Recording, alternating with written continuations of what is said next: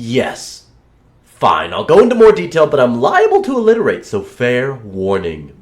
Kenshi was officially released in 2018, but for those in the know, was a long-time early access game, being in the first batch of Steam's greenlit titles. It went through a long and brutal development, but we're not here to talk about that today. That's another video that I've linked in the description. Now, I already gave you the fast and dirty answer at the beginning, so I feel it's fair we start with the cons. Kenshi is not an optimized game. Even with fairly up-to-date hardware, you are going to be presented with prolonged loading periods. You can help alleviate this with the standard installing it on an SSD. Also, selecting certain mods for silencing weather's wiles and taming texture's tumult to attempt to amplify its playability. However, even with these tweaks, sporadic sanity-shattering stutters and loading lulls linger, leaving one lost. There are no loading screens, yes, for the world is one vast vista, yet the sluggish segmentation imposes pauses, prompting patience as you ponder. Pacing parallel with poor optimization, a plethora of bugs proliferate and perplex. Crashes come careening carelessly more frequently than in most interactive incarnations.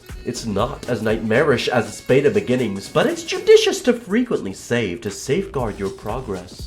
Furthermore, characters caper and cavort, careening through scenery carelessly, a dance of defiance to collision detection, inevitable and inescapable. They gonna clip a lot. Alright, enough of the bad, let's get down to the magic spoon of it! Let's break it down into 5 reasons I believe you should buy Kenshi. Price. It's $29.99. You can't beat that value unless you buy a magic spoon! No rules. Sure, some games have a railroaded gameplay experience that are also enjoyable. Sure, some games have a really big and interactive world with no actual depth to it, like trying to swim in a mile-wide kiddie pool. In Kenshi's sprawling expanse, a central saga is absent, supplanted by the tapestry you weave. As witnessed within my myriad of musings on this masterpiece, I perceive it as a preeminent narrative forge. Yet, while wandering the wilderness, one might unearth the truth. The traditional tropes of quests and chronicles are conspicuously concealed, culminating in a captivating contrast, which leads us to story. No, you don't find highlighted NPCs and complete tasks for them, but there are bounties to be found and taken, with information only available to you by reading and gathering information about the moon around you. There isn't some overarching story to follow either. I would say for the first 200 hours or so of my playtime, I wasn't even aware the game had a coherent lore. I thought it was just steampunk samurai rule of cool. I won't offer any spoilers here for those that want to explore the story of the moon of Kenshi and its deep lore for themselves, but I will say it's an excellent part of the game. This game is everything.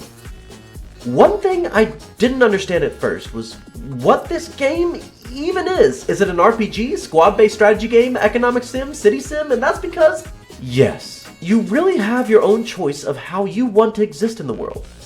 A solo bounty hunter, an elite squad of warriors, a new frontier civilization, all of these are ways you're fully intended to play the game.